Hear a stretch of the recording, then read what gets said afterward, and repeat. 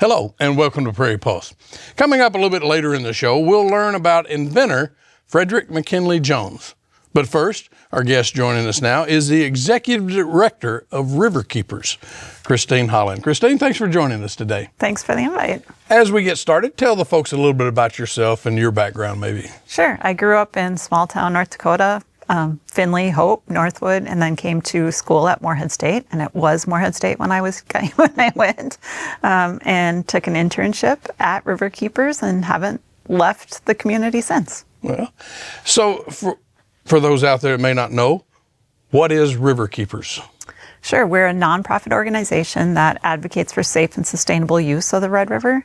So we provide opportunities for the community to learn about the Red River, help sustain it, and safely enjoy it. So it's kind of a trifold on those pillars of trying to reach everybody in the community. Well, of course, I think I introduced you as Executive Director, but so what is your role and how long have you been involved with the organization? Yeah, I started as a marketing intern in 1993, and then as that internship ended, the administrative assistant quit, so I got to do that while I finished college. And then while I was looking for a full-time job, the project coordinator quit, so then I got moved into that position for 16 years. And now I've been the executive director since 2014. Okay. Did you actually give me the mission statement? What is the organization's mission? To advocate for safe and sustainable use of the Red River. You did say it, okay. What about the funding and staffing with the organization? Yeah, so we have 2 full-time staff. Our strength is really with our volunteers. And we get about half of our funding from the watershed districts on either side of the river because of our educational outreach to the community. So the Buffalo Red River Watershed District, the Southeast Cass Water Resource District, and then the rest is memberships, grants, sponsorships, and contracts. Yeah. So what drew you to environmental advocacy, I guess, particularly in the Red River? Do you have a background in environmental sciences or advocacy at all? So I have a background in marketing, and when I started, River Keepers was doing Riverfront Days downtown at Dyke East, which was a huge big event where we brought thousands of people, national music acts, and I did a marketing survey for them.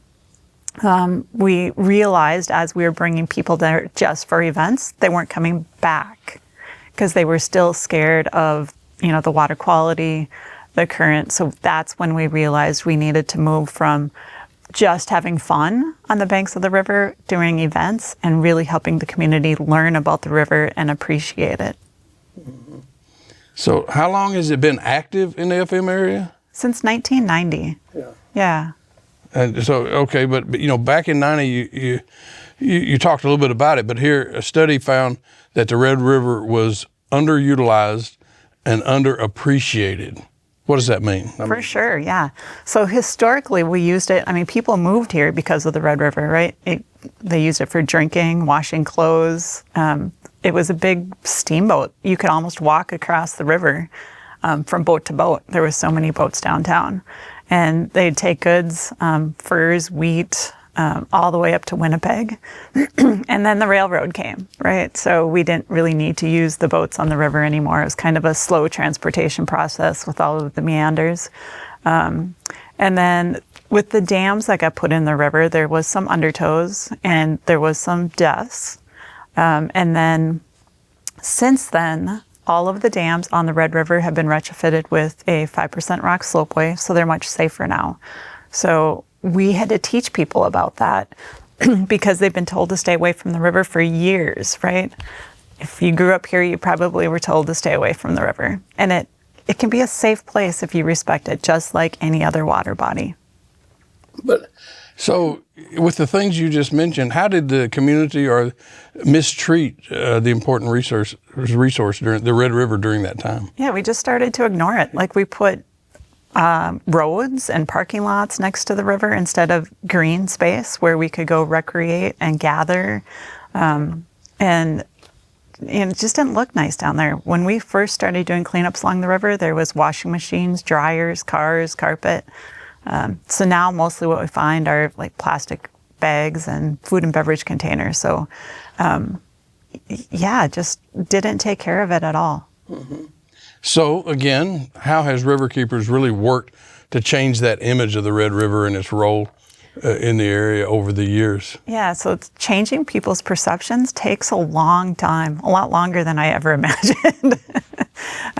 So teaching them, that the Red River is now safer with those dam retrofits, that it really is obviously our primary drinking water source. We want to take care of it for that. We want to take care of it for the fish and the wildlife along the river. And just to be able to use it for physical activity and mental health. Mm-hmm. Are there works around the Red River that River Keepers has contributed to in the community that people might utilize even with or without knowing about it? So a lot of the times what we do is we use our strengths and complement a project. So we work a lot with the cities of Fargo-Moorhead, the park districts. And so if you see a boat ramp in the river, we're probably a part of that project, helping find the funding or put the right partners together. Reforest the Red is one of our largest volunteer events. So we've planted with volunteers thousands and thousands of trees along the river, trying to make that green space where houses used to be along the river and they probably cut down the trees so they could see the river better. And we're trying to build that back up into a healthy riparian area again. So a lot of the younger trees you see along the river were planted for Reforest the Red by volunteers. Can you talk a little bit about why that's important to the river? Yeah, so trees are, people think about trees for air quality, but there's so many other benefits. It slows down water, so it makes the river's water quality better.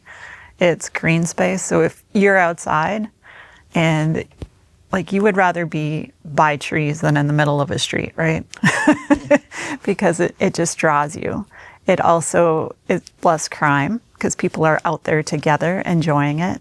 It's good for fish and wildlife habitat. So even if a tree falls into the river, it's a great catfish habitat, right? If it's standing up, it's giving you shade. So there's so many benefits of trees along the river that really makes the Red River a healthy place to be. Mm-hmm. You mentioned boat ramps. How does implementing infrastructure like boat ramps or aquatic invasive species signs help with sustaining the ecosystem of the Red River? Yeah, so when we need those systems in order to use it, and we want to be able to use it because that makes you take care of it if you're enjoying it. So when we first started, there was not a map of the river. People used to call me and say, oh yeah, I want to canoe to Grand Forks tomorrow. Well, it's 100 miles up there by river. You're not making it tomorrow. So we worked with Minnesota DNR and partners up and down the river and got it designated as a Minnesota State Water Trail. And so because of that, then we created a master plan and are trying to get boat ramps and accesses every 10 miles to make it easier for people to get on and off, campgrounds, and just, like I said, if people can use it easily, they'll get out there and enjoy it. And if you're enjoying something, you just instinctively want to take better care of it. What's the primary demographics that River Keepers aims to reach regarding these education issues, I guess? Yeah, so as a marketing person, we like target markets, right? Mm-hmm. And with River Keepers, the whole community is our target market, which makes it a little bit hard. But we want to reach people where their interests lie. So if you're interested in kayaking and you're out there going down the river and you see people planting trees or enjoying the trees, then maybe next time you'll come out to one of our Reforest the Red projects. Or if you're out there planting trees and you see somebody kayaking, then maybe you'll understand that it's safer and you can go out and use it and enjoy it for recreational purposes. Mm-hmm. You mentioned earlier a couple of things, but what are ways River Keeper stays engaged with the community? Yeah, so we do a lot of community outreach at different community events, like Red River Market. This weekend, or during Earth Week, we'll be at Red River Zoo for Party for the Planet. Because of our Outreach Ambassador program, we're able to go out to about 20 of those events every year. And then we have our own events as well. race the red canoe and kayak races. I've been talking a lot about trees because it's Earth Week. Cleanup events. So we have about 500 volunteers that help with those events and activities every year. And just trying to get out. We have fishing, youth fishing clinics, all sorts of things for people to get involved with. You mentioned volunteers. On average, how many volunteers are part of Riverkeepers in a given year, and what's their role there? Yeah, volunteers are really the heart of our organization. We work with over 1,500 every year that are amazing. So they help plant trees, they pick up garbage along the river, they make t-shirt totes, so we're trying to promote people using cloth bags instead of plastic bags. They help teach at our Red River Water Festival, which hosts about 80 fourth grade classes every year.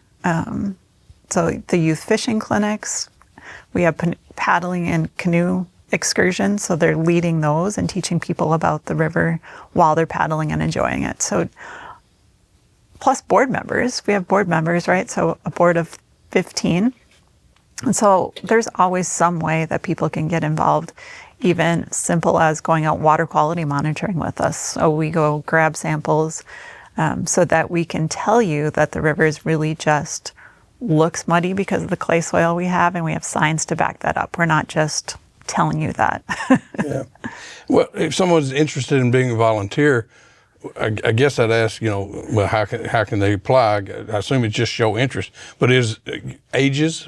How old do you have to be? We work with people from 2 to 92, so anybody. So even if you're 2 years old and you want to come out with your family and plant trees, and you're out there with a tiny little sandbox shovel, you're still digging in the dirt, and you're getting the experience and feeling connected. So we embrace everybody who wants to help, and we have an application form just to get your interests and see what fits you the most. So for instance, when we do the storm drain marking program, and if you live in Fargo, we're probably not going to make you go do streets in Moorhead. We want to do something that fits your interests and lifestyle so that you'll want to come back. Well, back up, you mentioned programs, activities a little bit, but can you talk about more in depth about some of the programs and activities that you do and when you do them? Yeah, so I'll just, to make it easy, to go down our Learn, Sustain, Enjoy. Learn, we have our upcoming Resilient Yard workshop series, which is a make your own compost tumbler workshop, make your own rain barrel workshop, and a make and paint rain barrel workshop. And we do that because we could just make a rain barrel and give it to you, but if you come to our workshop and put some sweat equity into it, you'll probably actually connect it, and you'll learn how to take care of it and maintain it and why it's important. Like I said, we also have the Red River Water Festival for 1,400 fourth graders every year. Our Enjoy activities are canoe and kayak rentals with river paddling excursions, youth fishing clinics, interpretive walks and snowshoe walks along the river. And then our sustain activities, Reforest the Red, cleanups, the T-shirt to tote project. And those are all things that you can do just easy. You don't have to have any experience to do them or participate in them. Mm-hmm. Yeah. What does it mean to be a good steward to the land, or in this case, the river? Yeah, so it feels like more and more we're hearing from people who just go out when they're walking along the river and pick up garbage. But we do have our cleanup program. And one thing that's nice if you work through our program is that we provide the gloves, the bags, the pickers to make it safe. And then also we get to know how much you're actually picking up, so we don't send a volunteer group out there 3 days after somebody else has already been out there. So that's one way, is just making sure that garbage is picked up along the river, and helping plant the trees, and using cloth bags instead of plastic bags. It's all really easy things that can be done. How can someone be more responsible when interacting, I guess, with ecosystems like the Red River, or being more environmentally responsible? Sure. I think a lot of those things that I just mentioned, and also just sharing stories with family and friends, and even places that you work. So when we have business groups come volunteer, they love it because it's getting their employees outdoors. They're working together. They're building a culture and being a part of the community. And so it's making the whole community stronger, right? Getting out there, planting trees and picking up the garbage, working together. Well, you've mentioned partnerships with businesses or other organizations. Do you work with other cities like Grand Forks, East Grand Forks, Wahpeton? Yeah, so our primary focus is Fargo-Moorhead, but we realize that the Red River is 550 miles long in the United States and that we live in a watershed. So the cities, Wahpeton, city of Grand Forks in particular, their Greenway, Drayton, Pembina, all the way up and down the river. Especially in 2000, we did a canoe trip all the way from Breckenridge all the way up to Selkirk in Canada. And that is what proved to the Minnesota legislature that the Red River is important to everybody and all the communities along the river, not just to staff at river keepers. So they were, the communities up and down the river are integral to that water trail, and we learn from each other about what we're doing in our communities. And you mentioned Canada there. Do you communicate with them much at all, or? There's other international water organizations that work with them more closely, but we go to conferences and connect with them. Some of our volunteers are up in Winnipeg. But Yeah. So why should people recognize Earth Day? Yeah, so we like to think that it's not just a day, but like something that you should always do. But Earth Day is a great time for people to think about their actions and how it affects not just the river, but the whole earth, right? So it's a good time to get people thinking about it and acting on it. As you said, it probably shouldn't be just a day. What's the impact River Keepers has had on the Red River, its ecosystem? You talked about picking up things. Any idea on how much waste the group picks up every year or so? Yeah, so with our volunteers, they pick up a couple thousand pounds every year of garbage. One year we picked out 80 tires out of the river. We thought there was maybe 6, and the river was low that year, and we found 80. One year I was sitting along the river thinking, am I really making a difference? And I went down to the river and there was somebody fishing, somebody kayaking, family having a picnic, somebody rollerblading and running. And I was like, yeah, this wouldn't have happened without River Keepers kind of helping promote that the river is a safe place to recreate if you respect it. Mm-hmm. Are there any plans for River Keepers in the near or distant future, for that matter? Any goals you can talk about? Yeah, so just always trying to interact more with the community. So looking for more partnerships and more outreach opportunities. Just trying to get people to actually use and appreciate the river more than they used to. Yeah. Have you or River Keepers been recognized for the work y'all do in the FM area? We have. The North Dakota Forest Service has given us a couple of awards for the Reforest the Red. Last year, I was nominated in the arts and culture for the YWCA's Women of the Year and won in that category, so that was fun. Congratulations. And yeah, the Red River Basin Commission has given us some, and Fargo Park District. One year we received the Moorhead Award from the city of Moorhead for our partnerships with them. So. Mm-hmm. Well, we do thank you for what you do. If anyone's interested in learning more or wanting to get involved, where can they go? Who can they contact? Yeah, so our Facebook page is very active, and then our website is riverkeepers.org, and we also have Instagram. Well, thank you so much for joining us today. Thank you. It was fun. Stay tuned for more.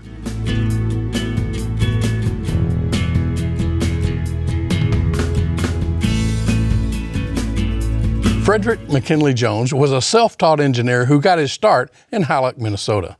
He is one of the state's most prolific inventors. He is also one of its least known.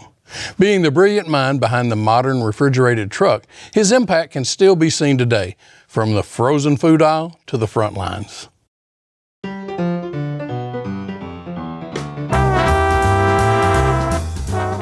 A lot of the community in Hallock, they thought of Fred McKinley Jones, as they called him Casey.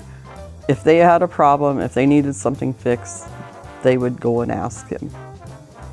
As long as he was in a shop with tools and machines, he was creating. As early as 5 years old, he had an interest in tearing apart items and trying to figure out how they work.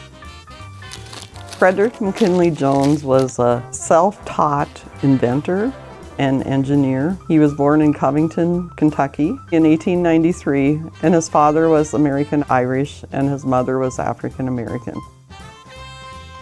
His father worked for the railroad, and he felt that he needed to have a better life for Fred. And he brought him to this church, and that's where he was raised. And he never saw his father again. When he was 16, he ran away and started working on his own.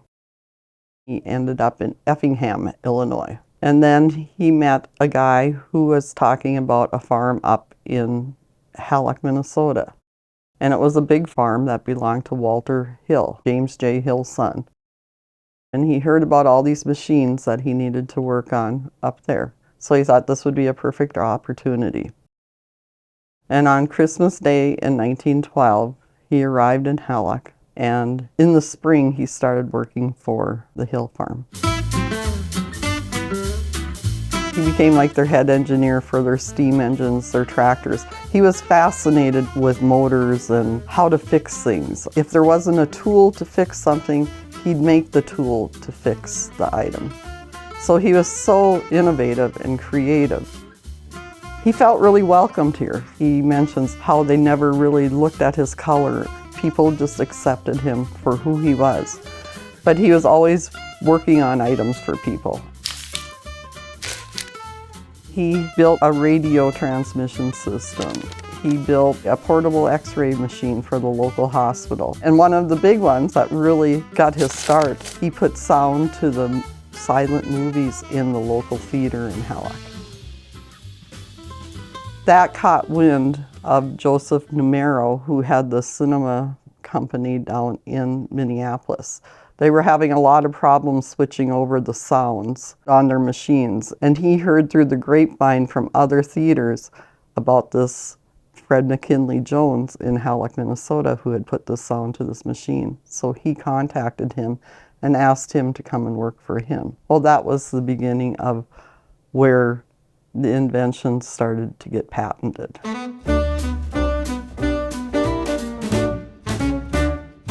He had like over 60 patents. And the major invention while he was with Numero was the refrigerated car. Well, once the refrigeration thing came into place, it turned it into Thermo King Industries. Fred McKinley Jones was the main engineer there. Jones developed a unit to go inside the trailer of a semi and keep it refrigerated. And from then on, we got fresh eggs, chickens, ice cream. When you think about it, we get our frozen items from all over the United States. From the time food is prepared for use or picked on farm and orchard, refrigeration protects it and keeps it fresh and safe. Food is refrigerated on trains, in trucks, and then in the retail store where you buy it and take it into your home. The whole world actually benefits from what he invented. During World War II, he was also hired by the Department of Defense to work in the industry to help keep the hospitals cool, to keep the blood and plasma cool. So he worked on things like that too. I don't think he really got financially credited for all the work he did. I think he was maybe taken advantage of because of his color too. You never learned about him. There was nothing in our history books about him, and I think it's really important for our youth now to learn about him. We have a small exhibit here of him. Hallock has a mural that they put up of him. He contributed a lot to our society, and I just want to carry it on forward that he is continued to be recognized. He came from nothing, and he just had a drive that made him move forward. I think Fred McKinley Jones opened the path for other Black inventors. I think that they were able to see that Anyone can do anything if you put your mind to it. But while we've had many spectacular inventions in our time, it's doubtful if any of these has added as much to your comfort and convenience as modern refrigeration. What is cool to this day is if you're sitting watching the train go by. If you pay attention to the cars, you can see some cars that still say Thermo King on the front. Or you meet a semi going down the road, Thermo King is across the top. These are all from Fred McKinley Jones.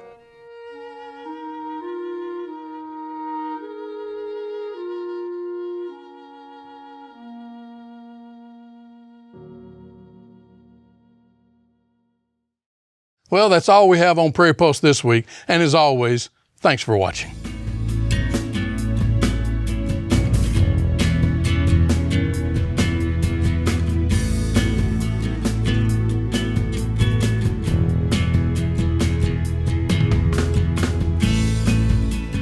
Funded by the Minnesota Arts and Cultural Heritage Fund, with money from the vote of the people of Minnesota on November 4th, 2008.